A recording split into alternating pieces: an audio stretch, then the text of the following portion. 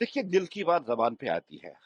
कश्मीर को जहन्नम बनाने वाली नेशनल कॉन्फ्रेंस 1987, जब से उसने रैगिंग की, और जो जहन्नम का दौर शुरू हुआ था 90s में, वो तो नेशनल कॉन्फ्रेंस ही बनाने वाली। और जहन्नम के दारोगा यासीन मलिक, सईद सलाहुद्दीन, और भी जो जहन्नम के दारोगा हो, वो बनाने वाला नेशनल कॉन्फ्रेंस है। तो कश्मीर में अगर आज तक जहन्नम जैसी सूरत हाल पैदा हो गई, वो नेशनल कॉन्फ्रेंस की बदौलत है।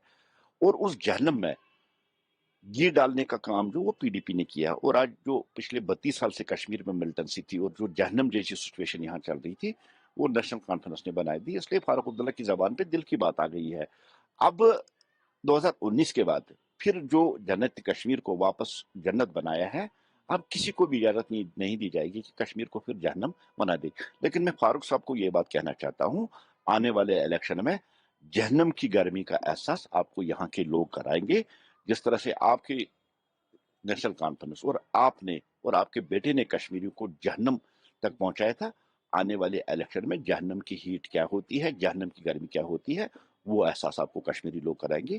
थोड़ा सा वेट कीजिए। लेकिन जहां तक भारतीय जनता पार्टी का ताल्लुक है, इस जन्नती कश्मीर को हम फिर जहन्नम बनने नहीं देंगे।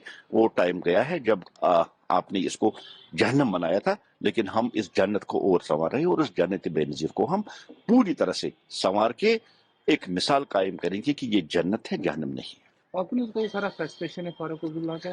देखिए, 370 का खात्मा, जिस तरह से 2019 के बाद इन्होंने झूठ पे झूठ करके इनको कहा कि वापस लाएंगे, वो करेंगे, और कल जब सुप्रीम कोर्ट ने 2019 के फैसले पर जो मोहर साबित कर दी है कि कॉन्स्टिट्यूशनली इसको हटाया गया और इसमें कुछ गैर कानूनी नहीं था, उसके बाद कल से चाहे उमर साहब का वो गाली गलौज पे उतराना हो, या फारूक साहब का जहन्नम, कश्मीर को जहन्नम भेजने की जो बात कही है, ये बिल्कुल साफ फ्रस्ट्रेशन दिखा रही है कि जो झूठा प्रोपेगेंडा इन्होंने किया, और जिस तरह से झूठ उन्होंने कश्मीरी को कहा, कश्मीरी लोग कल समझ गए। और आपने देखा कि कल पहली बार यहाँ इंटरनेट भी खुले थे, ट्रांसपोर्ट भी चल रहा था, स्कूल कॉलेज यूनिवर्सिटी सब यहाँ चल रहा था, और कश्मीर पटरी पे दौड़ रहा था।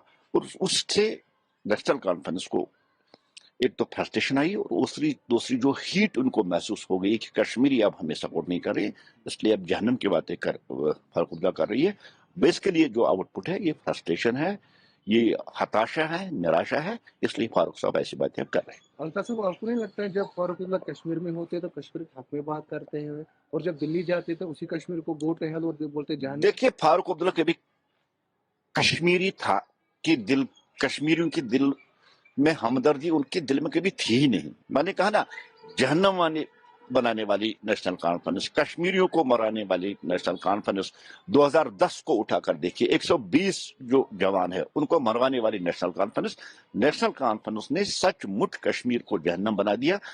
अब फारूक साहब कश्मीर में रहे, जम्मू में रहे, या हिंदुस्तान में रहे, वो कभी कश्मीरियों का उनको कोई सपोर्ट नहीं रहा है। उन्होंने आज तक जिस तरह से हुकूमत यहाँ की, वो उन्होंने धोखे बेईमानी करके कर दी है। लेकिन अब कश्मीरी समझ गए हैं कि जन्नत और जहन्नम बनाने वालों में क्या फर्क है, इसलिए जहन्नम की इस गर्मी का एहसास बहुत जल्द नेशनल कॉन्फ्रेंस महसूस